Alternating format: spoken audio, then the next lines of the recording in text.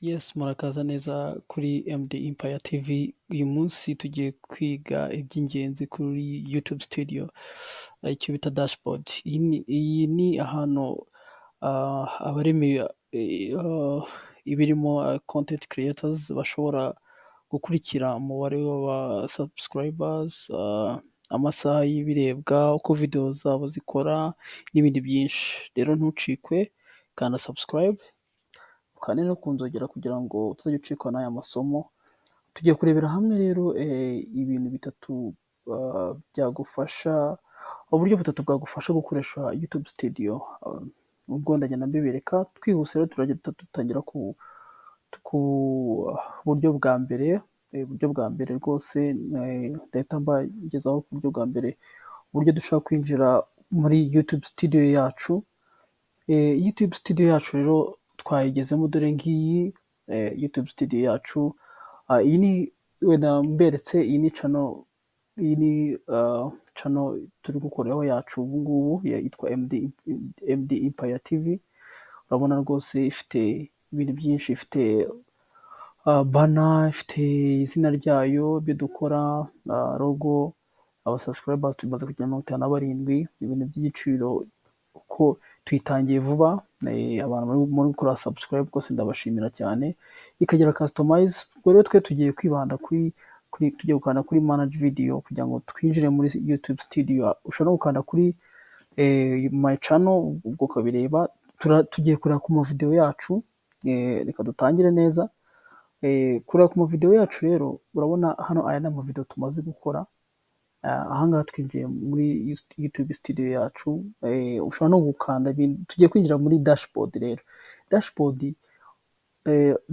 Dashboard uko ikora ndagenda mbibereka ku buryo bwa kabiri. Icyo nshaka kubabwira ahangaha rero kuri YouTube Studio. YouTube Studio ukuntu ifungura, ujya muri ushobora kwandika ijambo studio.youtube.com ukayinjiramo kugira ngo urebe. Abakoresha computer, abakoresha phone ho mujya muri YouTube app kuri phone yawe, ukinjira muri YouTube Studio, wandika muri YouTube Studio ukoresheje Google account yawe. Murabizi ko kuko nabigiye mbibabwira, kugira YouTube ugomba kuba ufite Google account. Aha niho ushobora kubona dashboard, igice cya mbere kigaragara nyuma yo kwinjira. Nyine wowe ubanza iyo dashboard niyo winjiraho.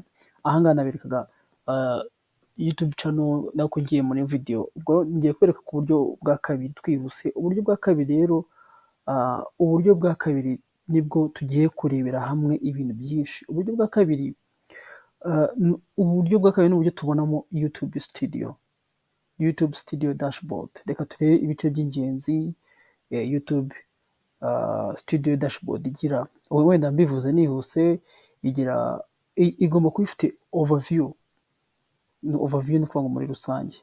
Aha niho ubona imibare y'ingenzi y'ukuntu channel yawe imeze. Ikagira subscribers count, ariyo aba subscriber. Hano niho ubonera umubare w'abantu bamaze kwiyandikisha kuri channel yawe.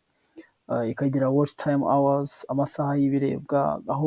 Aho niho urebera amasaha yose video zawe zarebwe. Ibyo bikaba by'ingenzi cyane ku bashaka monetization no kwinjiza amafaranga ya YouTube. Ikindi hari latest video performance. Ndagenda ndabibereka nuko ndi kubabwira incamake. Aha niho ubonera uko video zawe zagiye zirebwa, uburyo bwo za performance nyine. Hakaza n'icyo bita channel analytics. Channel analytics ni imibare bivuze ngo ni imibare y'ukuntu channel yawe imeze. Iki ni igice cy'ingenzi cyane kuko kigaragaza abantu bareba video zawe baturuka hehe, abantu babona video zawe bazisearchinga gute, mbese ni ku ma laptop, ku ma internet, bakoresha telefone wenda cyangwa computer, uburyo byitwara. Okay, twihuse rero. Uburyo bwa kabiri ngiye kubibereka neza, ibyo maze kubibabwira kugira ngo tugendane neza cyane. Ahangaha rero nk'uko mubibona, ngiye kujya kuri dashboard. Ahangaha hejuru dashboard murayibona. Iyo dashboard niyo ngomba kugeraho. Iyi dashboard iyo ifunguye inyereka ibintu byose biri kubera kuri channel. Ni ukuvuga ngo ni ukwinjira muri YouTube Studio. Dashboard ikwereka video. Iyi ni video nakoze mu minsi 5 ishize. iyi video rero niyo mperuka gukora, nta yindi ndakora. Iyi ngiyi niyo ngiye gukora yindi mbibereka. Iyi video mperuka gukora imaze iminsi 5 n'amasaha 23, ariko ranking yayo uvuga ngo ngiye kubereka ranking y'amavideo maze gukora, uvuga ngo iyi video maze gukora urayibona, nizamura YouTube yawe uvuye kuri 0 kugeza ku 1000. Abatarayibonye iyi video ni nziza, izabafasha. Nk'ubu ngubu urabona ngewe achievement yanjye maze mu gihe gito mfunguye niyo YouTube channel maze kubona views 500. Urabona ko na YouTube yanshimiye. Look like your video are getting more attention. Uvuga ngo video yanjye abantu irimo irakundwa cyane. Urabona ko nahise mbura aba subscribers 50 kuri channel yanjye, nahise mbabona. Urabona YouTube iranshimiye. People are loving your videos. Urumva abantu bari gukunda video zanjye. Urabona ko YouTube iyi ni achievement, urumva nko kumotiva. Nawe rero wabireba uciye kuri dashboard nkuko ndi kubibereka, kugira ngo ubirebe neza. Rero uza aho ngaho kuri new achievement ukareba iyo dashboard nikigufasha kugira ngo ikwereke ukuntu YouTube yawe igenda ikora mu buryo nawe ubona. Okay, twihuse rero ndagerageza kugenda bicamo make. Noneho urabona ranking by views. Uvuga ngo ranking uko video yawe, amavideo yarebwe cyane. Nko mu gihe maze gushyiraho video 7, ariko muri video 5 mfite video ubwo ebyiri nizo zitarebwe neza zitaperformance, ariko izindi 5 urabona ko ni 5 kuri 7. Urabona ko zikurikirana uko video zikurikirana, ya mbere 99, indi 46, 82.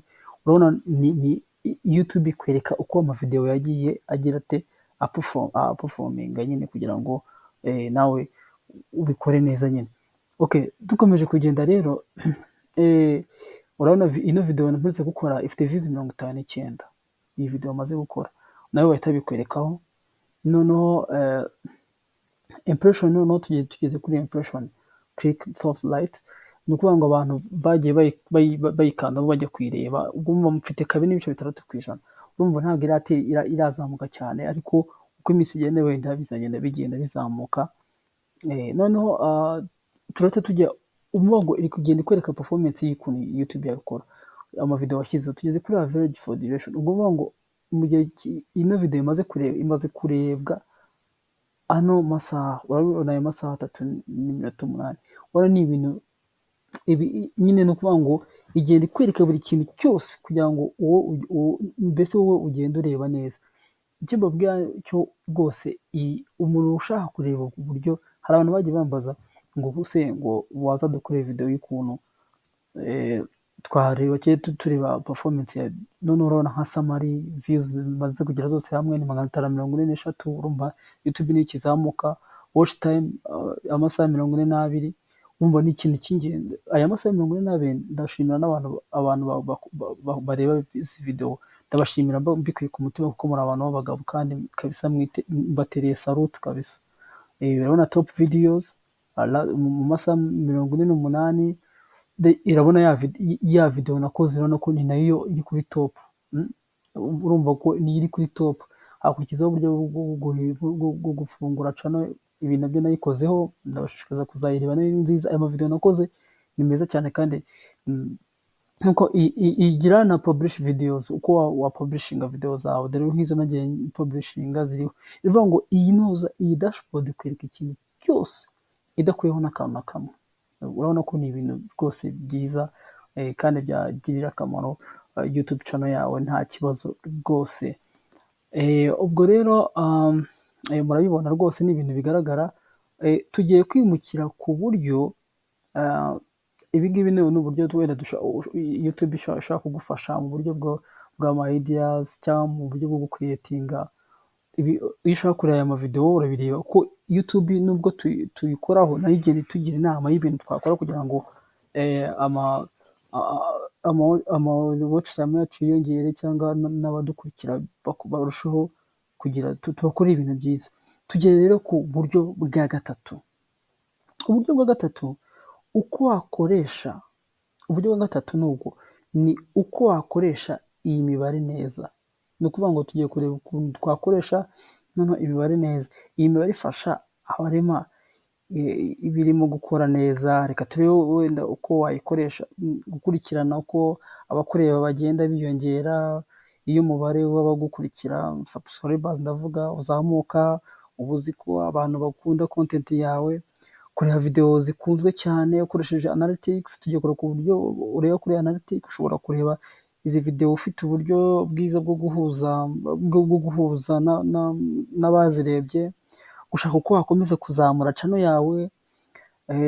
Nuramuka usanze video imwe ikunzwe cyane, iyo usanze iyo video yarebwe cyane, ugomba kongera kuyikoraho content kugira ngo urumva abantu baba barakunze iyo video. Okay, twagiye rero twihuse, tugeze ku buryo bwa gatatu nyine ngo nabibasobanura. Tugiye kujya kuri go to the video analytics, tugiye kura performance y'iyi video.